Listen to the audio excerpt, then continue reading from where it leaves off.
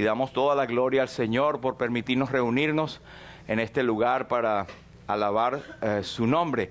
Y yo quiero leer estos versículos que están en Romanos capítulo 3, versículo 22 al 24. Usted lo puede seguir conmigo desde allí, puede decirlo en voz alta si usted quiere. Romanos capítulo 3, versículo 22 al 24. Dice así la palabra de Dios. La justicia de Dios por medio de la fe en Jesucristo para todos los que creen en Él. Porque no hay diferencia, por cuanto todos pecaron y están destituidos de la gloria de Dios, siendo justificados gratuitamente por su gracia, mediante la redención que es en Cristo Jesús. Amén. Le recordamos como siempre que esas letricas que están allí en colores, en azul y todo, esa es la página digital de la iglesia, y usted puede suscribirse. Sobre todo yo recomiendo en YouTube, que es lo más fácil, Iglesia Bautista Lumbrera, y ahí usted puede encontrar predicaciones de este servidor y de otros también, para en algún momento que usted vaya en la carretera manejando, no abra la Biblia a leerla, sino que usted puede oír el mensaje, ¿verdad? Sí, el Señor me guarda, no importa, no tentarás al Señor tu Dios. Pero sí, eso también usted lo puede pasar y recomendar a otros que puedan leer la palabra de Dios. Nuestra lectura está en el Evangelio según San Lucas, capítulo 4, desde el versículo 14. Evangelio según San Lucas, capítulo 4, desde el versículo 14 hasta el 30. Dice así la palabra de Dios. San Lucas, capítulo 4, versículo 14 al 30. Y Jesús volvió en el poder del Espíritu a Galilea, y se difundió su fama por toda la tierra de alrededor. Y enseñaba en las sinagogas de ellos, y era glorificado por todos. Vino a Nazaret, donde se había criado, y en el día de reposo entró en la sinagoga, conforme a su costumbre, y se levantó a leer. Y se le dio el libro del profeta Isaías, y habiendo abierto el libro, halló el lugar donde estaba escrito: El Espíritu del Señor está sobre mí, por cuanto me ha ungido para dar buenas nuevas a los pobres.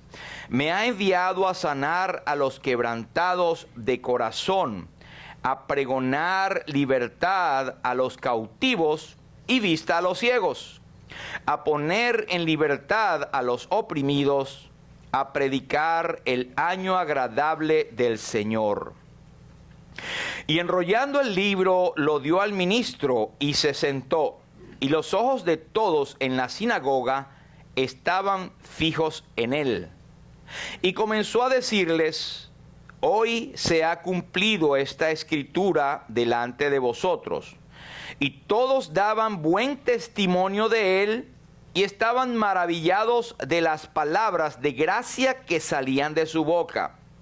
Y decían: ¿No es este el hijo de José?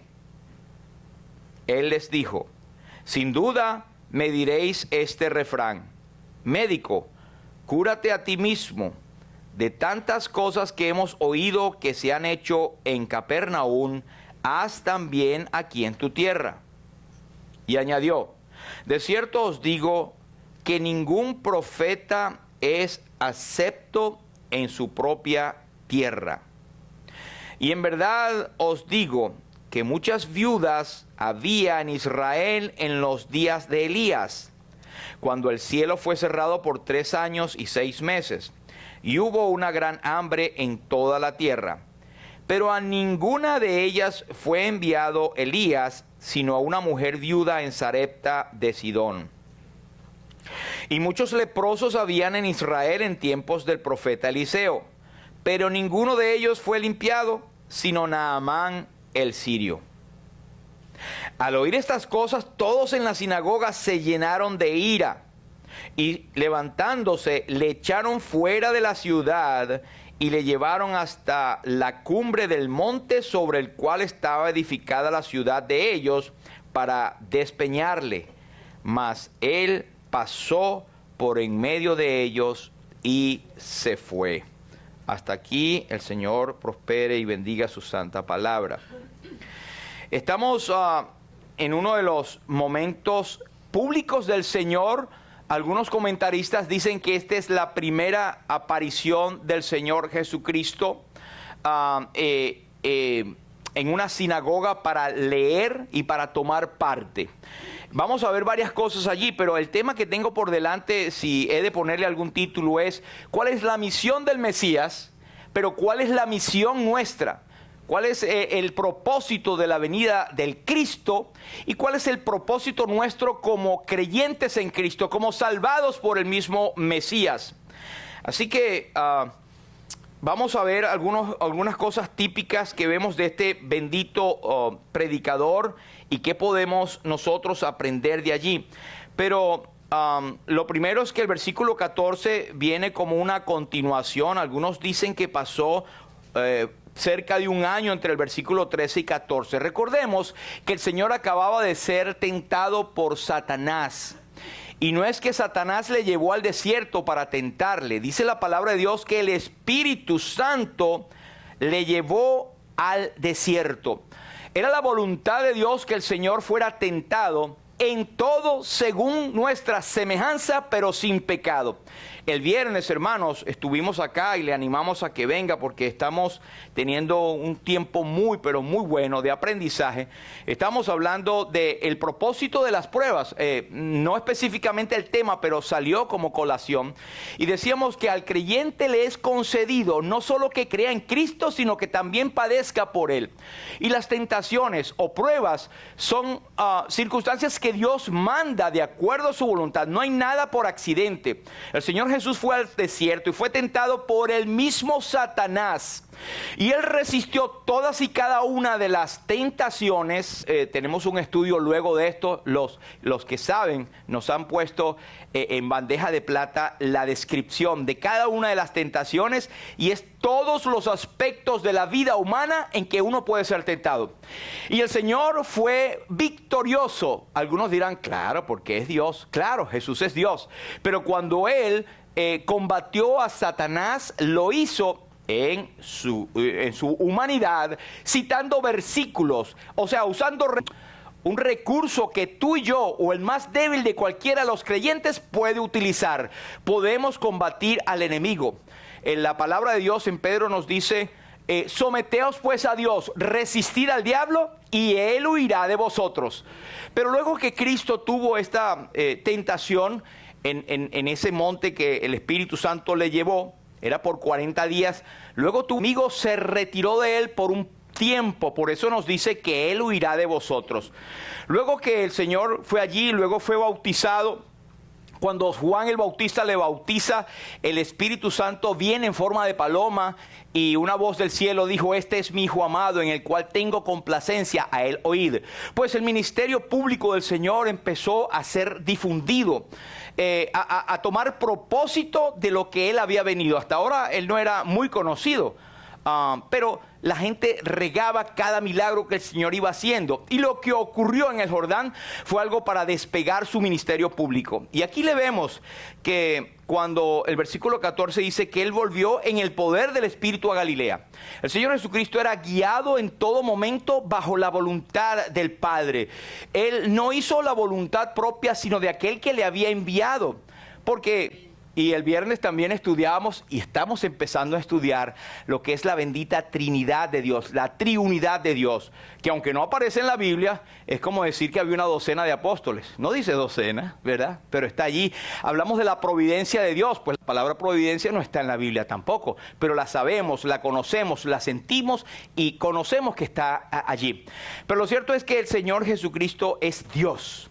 El Espíritu Santo es Dios y el Padre es Dios. Bendita Trinidad. También el viernes hablamos, perdona que vaya allí, pero es que tiene que ver con el tema. En Primera de Pedro hablábamos que en la salvación nuestra toma parte la bendita Trinidad. Dios nos ha escogido. Luego Dios nos ha separado por el Espíritu Santo, ha venido trabajando en nuestras vidas. Y luego, después que eso ocurre, somos rociados obedeciendo la sangre de Cristo. La vida de un creyente, si usted es creyente, puede tener esta seguridad. Ha sido planeada, ha sido trabajada, ha sido elaborada por la bendita Trinidad. Así que damos gloria y honra al nombre de Jesús. Luego dice que Él volvió en el poder del Espíritu a Galilea. Bueno, y dice que se difundió su fama por toda la tierra de alrededor y enseñaba en las sinagogas. Aquí vemos al tremendo predicador. Vamos a hablar un poquito de este ilustre predicador, el Señor Jesucristo. Dice el versículo 14, volvió en el poder del Espíritu a Galilea y se difundió su fama por toda la tierra de alrededor y enseñaba en las sinagogas de ellos y era glorificado por todos. Jesús volvió en el poder del Espíritu Santo. Él se había marchado de Galilea para el bautismo de Juan, la venida del Espíritu Santo sobre él, pero la fama se había regado. Dice que, bueno, él había sido conocido, lo mismo que Pedro y el resto de los apóstoles, después del bautismo fue una reafirmación completa. Pero dice que él enseñaba en las sinagogas de ellos, pero hay una palabra muy específica que dice, era glorificado por todos. Solamente Dios puede ser glorificado. Aquí vemos ya los matices de la divinidad de Cristo reconocida por todos. No a todo el mundo vamos a glorificar a tal persona. Esto era algo que era un atributo, una prerrogativa solamente dada a Dios. Igual que aquel leproso cuando se inclinó al Señor y le dijo, si quieres puedes salvarme. Y después que fue salvado, él se inclinó y adoró. Solamente esta palabra proscuneo es nada más dada a Dios. Nadie puede recibir adoración sino al Señor Jesucristo. Nosotros aquí predicamos a Cristo y este crucificado, pero predicamos que Jesucristo es Dios. En palabras de Juan capítulo 8, versículo 50 y pico, no recuerdo bien el pico, pero dice, si no creéis que yo soy, en vuestros pecados moriréis. Jesucristo es el gran yo soy del Antiguo Testamento. Y si alguno cree que Jesucristo es una creación de Dios o un Dios menor o a un ser creado, pues está en una herejía y pues va a ser condenado eternamente porque no ha creído en el nombre del unigénito Hijo de Dios. El propósito de la Escritura, dicho por el mismo apóstol San Juan, es que todos conozcan que Jesús es Dios y es el Hijo de Dios. Cuando Pedro tuvo aquella expresión que Cristo preguntó en Mateo 16, ¿quién dicen los hombres que es el Hijo del Hombre? Uno, Juan el Bautista, algunos de los profetas. Sí, pero ustedes, ¿quién dicen ustedes que es el Hijo del Hombre?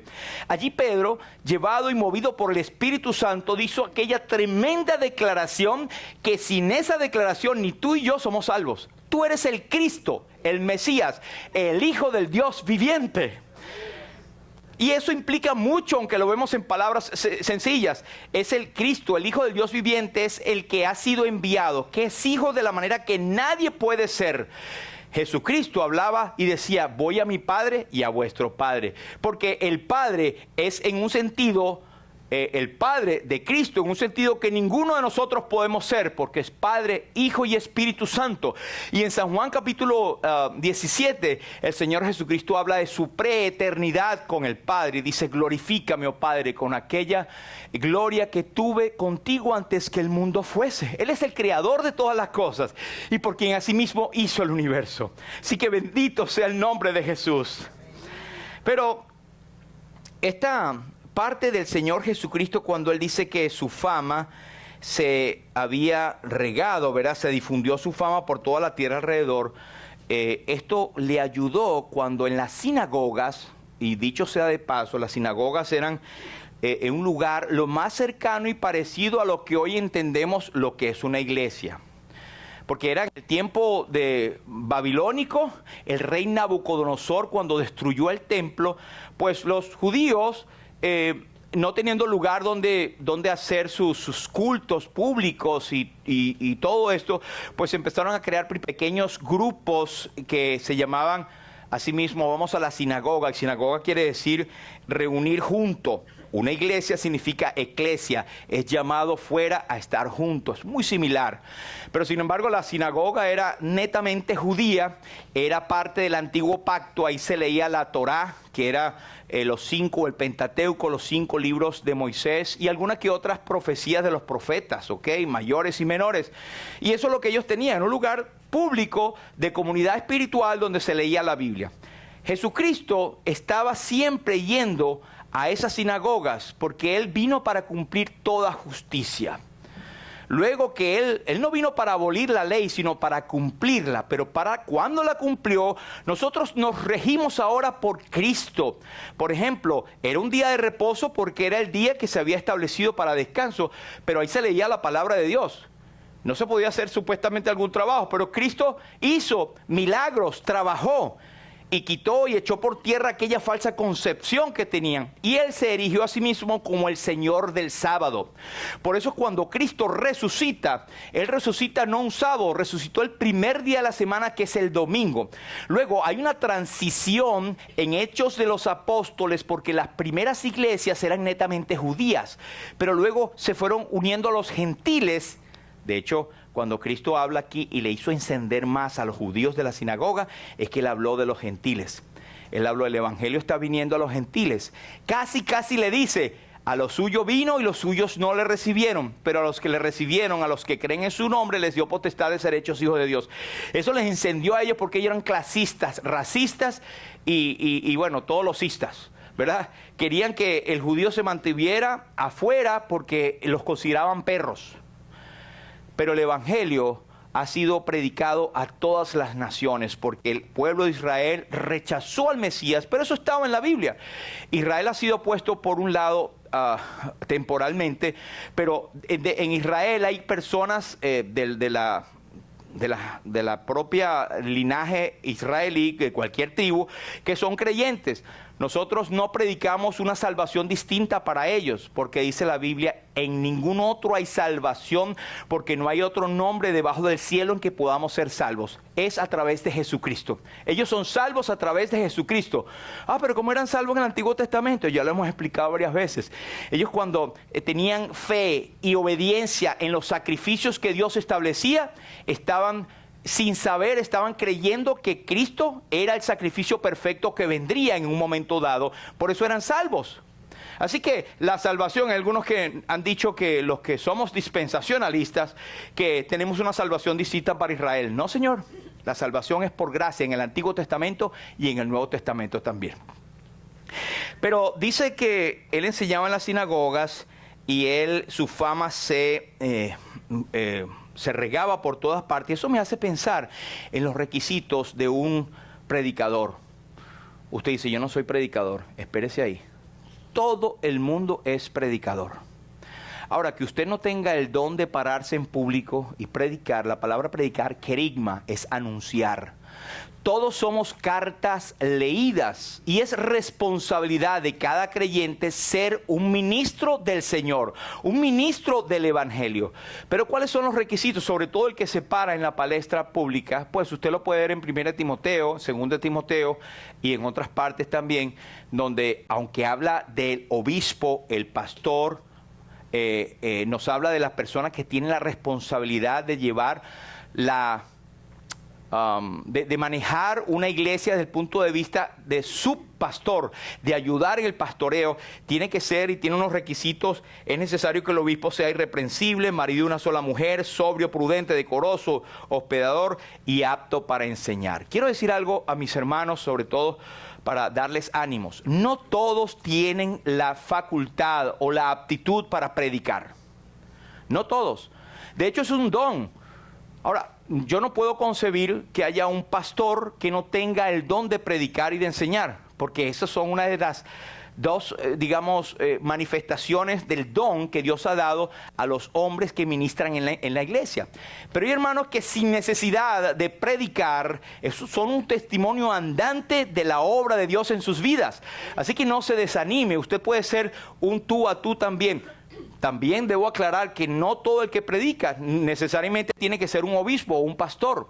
Puede ser un hombre que está bajo la cobertura de una iglesia, bajo el pastoreo de una iglesia, y puede predicar, puede entregar el mensaje a todos, guiado por el Espíritu Santo, pero se requiere integridad. La fama de Jesús se había regado porque él estaba haciendo cosas que nadie más hacía, pero una fama de justicia porque es el mismo Hijo de Dios. No nos vamos a comparar con él, pero lo que quiero decir es que debemos tener testimonio de los de afuera.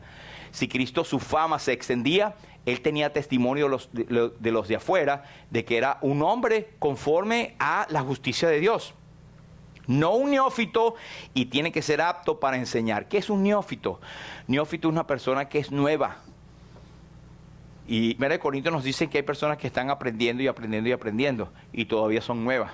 Pero bueno, lo que se quiere decir es que no sea por lo menos maduro en la palabra de Dios. Corintios nos dice, os di a beber leche porque no sois maduros todavía. Y en Primera de Pedro nos dice que desead como niños recién nacidos la leche espiritual no adulterada de la palabra de Dios para que por ellas crezcáis para salvación. ¿Cómo crecemos? Venga a los estudios, hermano. Venga a la iglesia. Congréguese con nosotros. Crezcamos juntos. Pero era guiado por el Espíritu Santo. Ahora, hay una palabra que dice en el versículo 16, vino a Nazaret donde se había criado. Voy a citar es un verso desconocido, un poema desconocido, y lo cita James Smith y Robert Lee. Dice así, Nazaret, oh Nazaret, aunque tenida en mala fama, en ti creció el incontaminado, como una serpiente a una paloma envolviendo. Allí creció el niño santo.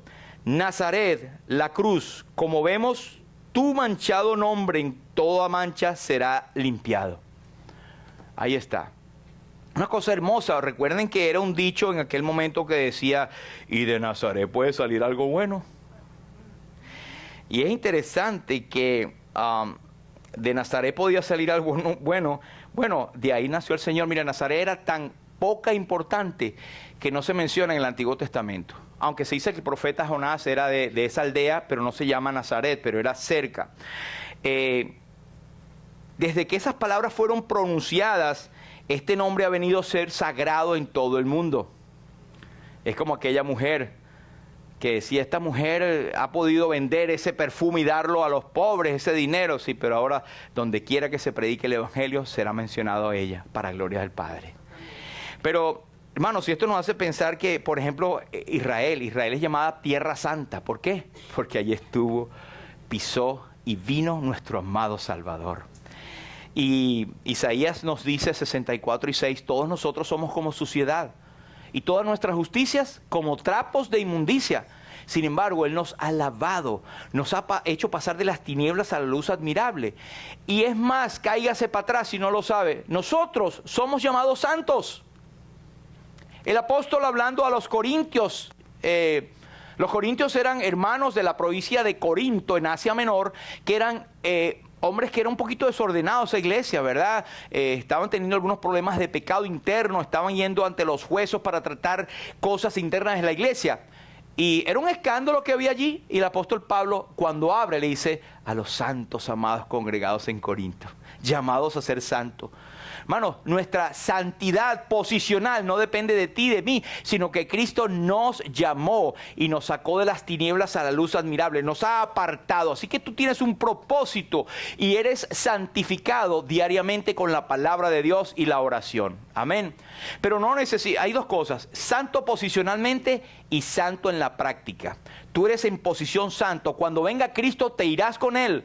Gozarás de una salvación eterna que no depende de ti. Pero tu actitud diaria es la que va a significar las obras que van a ser juzgadas en el tribunal de Cristo, que no tienen nada que ver con la salvación. Pero sigo adelante. Si Nazaret perdió su mancha de pecado por medio del nombre de Jesús, también lo podemos nosotros. Así que si alguno no es creyente en Cristo, por más pecador que sea, hay poder en la sangre de Jesús. Si confesamos nuestros pecados, Él es fiel y justo para perdonarnos y limpiarnos de nuestra maldad. Y la sangre de Jesucristo nos limpia de todo pecado. Pero eso está también para ti y para mí, hermano. Nosotros somos creyentes en Cristo, hemos sido perdonados, nuestro pecado judicial que nos condenaba ha sido puesto en el Calvario.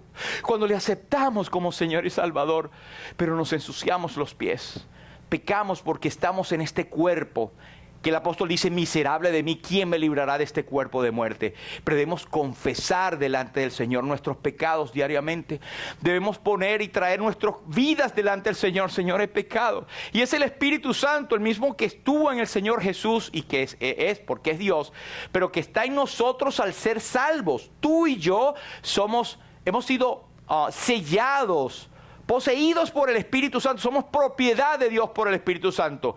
Y Él es el que te está diciendo, probablemente en este momento, verdad es, yo tengo cosas que no he confesado delante del Señor.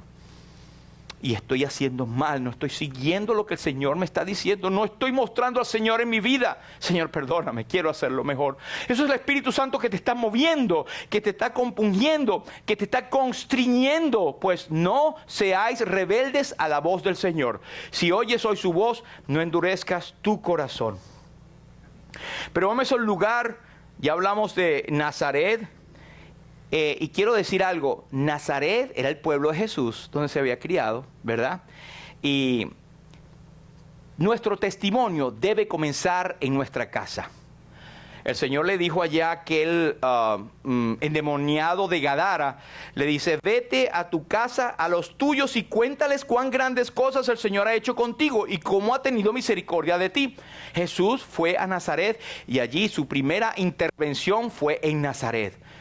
Y cuando leyó el libro, no lo vamos a ver en este momento, pero cuando leyó el texto, no fue casualidad. Ay, mira qué casualidad que leyó en Isaías 61. De hecho, no existía la división de capítulos, pero en ese rollo gigantesco, no sé si usted lo habrá visto como en los rollos antes, pero allí buscó la parte donde le correspondía en el momento preciso que era para él. Así que usted está leyendo y conmigo la palabra de Dios. Yo no sé qué tiene, para mí tiene muchísimo y ha tenido muchísimo en lo que estaba preparando este mensaje, pero ¿qué para ti? ¿Qué de estos versículos que el Señor está hablando en este momento es para ti? ¿No es para otro? No es para el vecino, ay, se lo voy a decir a mi tía, que a ella le hace falta eso. A veces tenemos esa actitud, primero que pase por nosotros. Mire, parece que es el principio, y ahorita lo voy a decir, que el principio que nos da la Biblia es que no podemos hablar, o lo que hablamos, como dice Juan, hablamos lo que sabemos. Tú no puedes hablar de la Biblia algo que no hayas experimentado. Y nosotros sabemos y creemos que Jesucristo es el poderoso Hijo de Dios. Y creemos que todo lo que dice la Escritura de Él es cierto. Así que tenemos la autoridad por la creencia nuestra, porque ha impactado nuestro ser, que todo lo que estamos diciendo es verdad. Por eso cumplimos con el principio. El Señor Jesús dijo, esta Escritura se ha cumplido acerca de mí, aquí en este tiempo. Se ha cumplido esta Escritura que te está dando clic en tu corazón en este momento. Hermanos, no es el propósito de que el pastor o cualquier hermano pase horas, ¿verdad?, para entregar un mensaje y que ya la gente se vaya. Ay, qué bien, qué bueno, sí, está bien. Hermanos, tiene que hacer impacto en nuestras vidas. Cuando Moisés se reunió con el Señor en el monte de Sinaí, él bajó con su rostro encendido, porque él había estado con el Señor. Y la palabra de Dios es la palabra de Dios, como así se dice. Los cielos y la tierra pasarán, mas mis palabras no pasarán. Pero mire, vas a encontrar oposición. El Señor había dicho allá más adelante, no había dicho, lo iba a decir en Hechos 1 y 8, dice, y me seréis testigos ¿dónde? En Jerusalén, en toda Judea, en toda Samaria, hasta lo último de la tierra. Empieza por tu casa. Cristo empezó por tu casa. Hay muchos que tenemos un deseo, vamos para las naciones a predicar. Sí, pero el vecino, tu compañero de trabajo, de estudio, no sabe ni siquiera que eres evangélico. Entonces tenemos que empezar por los nuestros. Vete a los tuyos y cuéntales allí cuán grandes cosas ha hecho Dios contigo. Cuando dije que éramos ministros del Señor, somos misioneros del Señor también. Cuando Él dice ir por todo el mundo y predicar el evangelio, no es que vayas y te paguen y las naciones. Así lo hacemos porque, cónchale, muchos no van o no vamos, ¿verdad? Pero es donde estés viviendo, sé una luz para otros, sé un misionero donde estés viviendo. Así que Cristo lo hizo. allí en Nazaret. Eso es algo que a nosotros nos debe llamar la atención. En Nazaret, donde aparentemente nadie daba ni medio, pues, ni un cuarto, como dicen. Nada, porque ¿qué puede salir de Nazaret? Allí fue Jesús a comenzar su ministerio. Pero mira, era tal la cosa que ni siquiera los de él, ni aun sus hermanos creían en él. En Marcos nos dice, ¿de dónde tiene este sabiduría y estos milagros? O sea, dudaban de él. Pero aquí nos dice, ¿no es este el hijo de José? ¿Sabe qué quiere decir eso? Es que, bueno, ¿y de dónde saca este? Si este es el hijo de José el carpintero. No es que, ay, el hijo de José. O sea, estaban dudando, estaban como casi burlándose, estaban siendo irónicos. ¿De dónde saca sabiduría? Pero el texto, dice el versículo 17, y se le dio el libro del profeta Isaías, y habiendo abierto el libro, halló el lugar donde estaba escrito. Entonces vemos ese lugar que es en Isaías 61, y ya hablamos de que el principio es que prediquemos lo que se ha hecho verdad en nosotros. Cuando usted predica el evangelio y dice, de tal manera amó Dios al mundo, que ha dado a su Hijo unigénito para que todo aquel que en él cree no se pierda, mas tenga vida eterna. Eso es algo que tú crees porque te ha dado vida eterna en su nombre. Así que puedes hablar y predicar del amor de Dios porque ha sido derramado en tu corazón por el Espíritu Santo que nos ha sido dado. Amén. Así que, hermanos, tenemos una responsabilidad tremenda. El apóstol dice en Corintios también, téngannos los hombres como administradores de Dios. Y somos los que predicamos la reconciliación, como si Dios trabajase por medio de nosotros. Decimos al mundo, reconciliaos con Cristo. Ese es tu mensaje y ese es el mío, el que debemos poner y andar en el mundo y decirlo. Nuestro mensaje debe ser cristocéntrico. Cuando Jesús empezó, Él decía, hoy se ha cumplido esta escritura. Juan nos dice en capítulo 20, versículo 31, estas cosas se han escrito para que creáis que Jesús es el Cristo, el Hijo de Dios, y para que creyendo tengáis vida eterna. El apóstol Pablo dice en 1 Corintios 2 y 2, pues me propuse no saber entre vosotros cosa alguna, sino a Jesucristo y a este crucificado. Ese es nuestro tema. Hermanos, a mí me encanta ir por las historias bíblicas, pero las historias bíblicas tienen un propósito. Donde quiera que usted se para en las escrituras, es que señala a Cristo. La Biblia misma es cristocéntrica. No debemos perdernos en ver ángeles y ver cuestiones. Claro que es interesantísimo la escatología y todo, pero todo señala a Cristo. Nuestro andar también debe ser cristocéntrico. Debemos andar como Él anduvo. Amén. Pero el mensaje, vea el versículo 18, hoy se ha cumplido esta escritura delante de vosotros. Esto resume de una manera breve lo que es el propósito del Señor Jesús. Ahí está. Dice, el Espíritu del Señor está sobre mí, por cuanto me ha ungido para dar buenas nuevas a los pobres. Me ha enviado a sanar a los quebrantados de corazón, a pregonar libertad a los cautivos y vista a los ciegos, a poner en libertad a los oprimidos, a predicar el año agradable del Señor.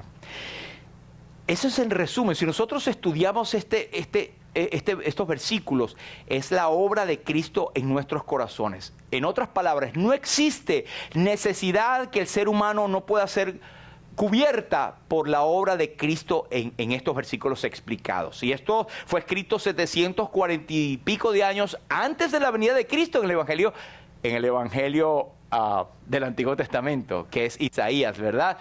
Pero el versículo 19 en la original termina a predicar el año agradable del Señor y el día de la venganza de nuestro Dios.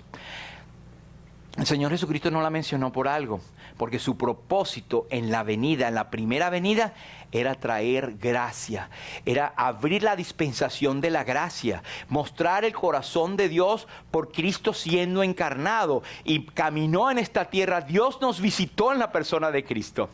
Pero eso él sabiamente se paró en eso. Yo me imagino que muchos de los que estaban en la sinagoga estaban sus ojos puestos en él como diciendo, bueno, no va a terminar el versículo que dice, y la venganza de nuestro Dios, porque no correspondía.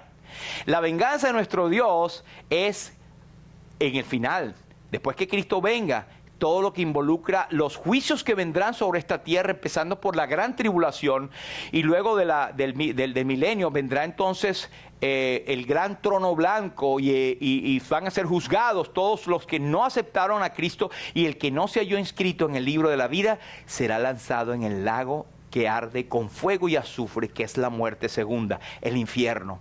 Predicamos con toda responsabilidad del infierno. Existe y quema. El infierno es lo peor que puede haber. Creo que se compara con la desesperación de estar separados eternamente de la presencia de Dios. A veces decimos con buena intención, serás separado toda una eternidad. Y yo digo, pero es que la palabra eternidad no le cabe ningún pronombre de tiempo. Toda y una, no cabe. Porque eternidad es infinita. Entonces eso es lo más terrible que hay. Pero Cristo vino para que nosotros tuviésemos vida y para que la tuviésemos en abundancia. La primera parte dice, me ha ungido para dar buenas nuevas a los pobres. El Mesías iría a dar buenas nuevas a los pobres. Mire, los pobres son aquellos que en algún momento tú y yo nos hemos tenido que ver como pobres. Pobres porque somos incapaces de anhelar las virtudes de Dios, porque no tenemos. La salvación no se compra con oro y plata. Sabemos que estamos destinados a una condenación eterna y por gracia hemos sido salvados, no por obras de justicia que nosotros hayamos hecho, mas por su misericordia. Por gracia sois salvos por medio de la fe, y esto no de vosotros, pues es don de Dios. El Mesías solo puede dar salvación a los que reconocen que están quebrados, que están en bancarrota. Si tú crees que sabes más y que tienes algo en ti que Dios ha visto y que merece y por eso te salvó, estás perdido. Por no decir expresiones típicas que iba a decir acá, ¿verdad? Pero estás totalmente fuera. Una persona no puede ser salva si está pensando en una pizca de algo bueno que tenga en su corazón. Yo soy bueno, yo soy buena, yo he hecho, yo hago, yo no soy tan malo. Y usted habla, eso es lo que el infierno ha puesto en el corazón de muchos cuando usted le habla del evangelio. Pero yo soy bueno, yo no soy tan malo. Yo tengo un espíritu así como que nacido para Dios, mi Diosito. Y con sus hechos totalmente lo niegan. El fin de los tales será condenación y perdición eterna, porque están cautivos, están cegados. Y, by the way, esa es otra de las que Dios, el Señor Jesucristo habla acá. Me ha enviado a sanar a los quebrantados de corazón. Cercano está Jehová a todos los quebrantados de corazón. De hecho, nosotros somos salvos cuando confesamos con nuestra boca que Jesús es el Señor y creemos en nuestro corazón que Jesús es el Señor. Ahí nos quebrantamos, porque al decir Jesús es el Señor, estamos diciendo, yo no soy nadie, yo no tengo pito en esta torta, en esta vida, yo no hay nada en mí que pueda ser atractivo para la salvación, otra que mi vida quebrada delante de Él. ¿Sí se da cuenta?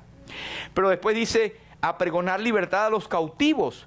Entonces nadie puede ser salvo sin reconocer que está preso. ¿Tú sabes por qué los inconversos rechazan el evangelio?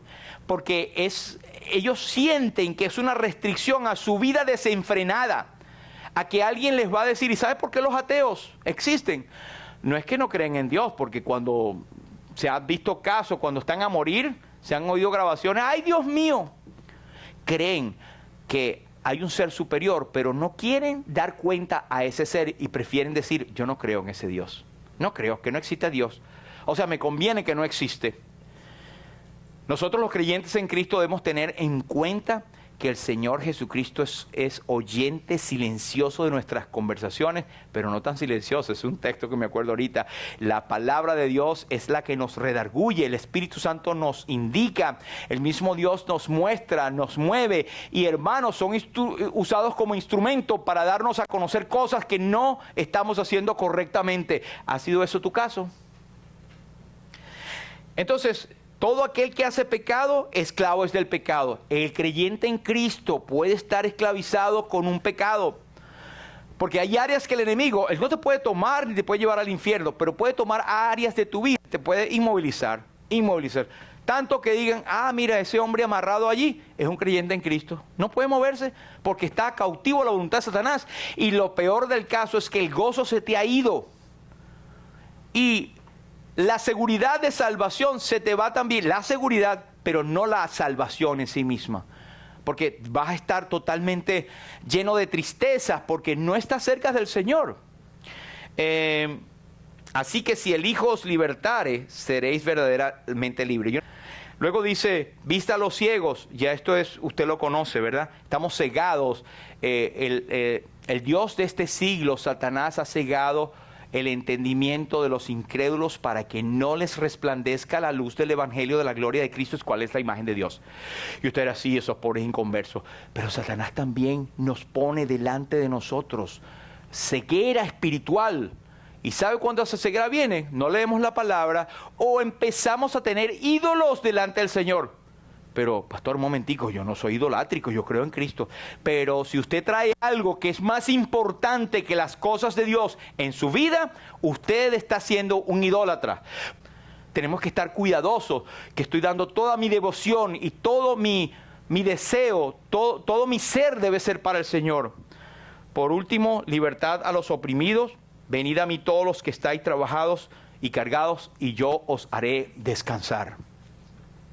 Mira, el resultado, usted, lo digo rapidito, pero no va a ser, ay, que todos les reciben. Muchas veces va a haber oposición, va a haber gente que se va a burlar, va a haber gente que va a rechazarlo, gente que se va a apartar. Pero bienaventurados sois cuando por mi nombre os vituperen y digan toda clase de mal contra vosotros mintiendo. Y alegraos porque grande es vuestro galardón. Amén. Mire, el resultado es que, versículo 22, se maravillaban de las palabras de gracia que salían de su boca, pero porque no les había dicho lo siguiente. Versículo 28, después que le dijo, ustedes rechazaron, por eso yo no vengo aquí, pero ese evangelio ha sido llevado a Capernaum y será dado a los gentiles. Se llenaron de ira por el orgullo que hablaba mi hermano al principio. Después lo echaron fuera, al versículo 29, lo llevaron al pináculo. A propósito, nosotros tuvimos la oportunidad de estar en lo que se llama el Monte del Precipicio, cerca de Nazaret. Es un monte gigantesco, el más grande que está allí. Hay un voladero impresionante que todavía permanece hasta el día de hoy. Y se dice la tradición que ahí fue donde fue llevado Jesús. Resulta que lo llevaron para tirarle. ¿Por qué? Porque le estaba diciendo la verdad. Al creyente en Cristo buscan ponerle la zancadilla, buscan echarlo para adelante, como dicen los cubanos. Lo echaron para adelante o lo tiran debajo del camión, como dicen los americanos también, porque no les agradas, pero el Señor es tu guardador y Él es el que te recompensará. Amén. No pudieron estorbarle porque Él pasó por medio de ellos y se fue. Así que, en resumen, hermanos, somos todos ministros del Evangelio. Ya vimos cuál es el propósito del Señor Jesús. Cubre toda la gama de toda la necesidad que todo ser humano puede tener. Jesús la cubre. Oh, bendito Salvador. Por su obra en la cruz, por lo que hizo en el Calvario, porque llevó nuestros pecados en el Calvario, porque derramó su sangre, porque sufrió hasta lo último por nosotros. Fue sepultado y resucitó. Y esa obra es poderosa para salvarnos hasta el día de hoy. Todos somos ministros del Evangelio. El apóstol Pablo dice, y en la defensa y confirmación del Evangelio, todos vosotros sois participantes. Así que no se me eche un lado. No, yo no sirvo para eso. No es que no sirve, es que usted tiene la responsabilidad de ser ministro del Señor. Amén. Número 2, tienes que tener una preparación necesaria. Porque hay hermanos que entienden la primera, pero no leen la Biblia, no vienen a los cultos, no vienen a estudios bíblicos, no buscan profundizarse en el Señor. No necesitas ir a un seminario. Las mejores lecciones y el mejor aprendizaje, la mejor ministración, lo aprendí en mi asamblea, lo aprendí en mi iglesia. Estad siempre preparados para presentar defensa con mansedumbre y reverencia ante todo aquel que os demande razón de la esperanza que está en vosotros. Tienes que estar preparado. Santificando a Dios en tu corazón quiere decir darle el primer lugar al Señor. No, que vinieron esos falsos testigos de Jehová y me dejaron ahí dudando. ¿Por qué no estás preparado? Tienes que estar preparado, hermanos. Venga, que los hermanos aquí lo van a preparar los viernes. Número 3, es necesario tener buen testimonio. Pero el buen testimonio viene cuando estamos cerca del Señor. Viene automático. Manteniendo buena vuestra manera de vivir entre los gentiles, para que los que murmuran de vosotros como de malhechores o malas personas glorifiquen a Dios en el día de la visitación al considerar vuestras buenas obras. Hay algo con que el ser humano no puede, es con la buena obra de un creyente en Cristo. Y por último, los tuyos primeros. Los tuyos primero. Vino a Nazaret donde se había criado. Vete a tu casa y a los tuyos y cuéntales cuán grandes cosas ha hecho el Señor contigo y cómo ha tenido misericordia de ti.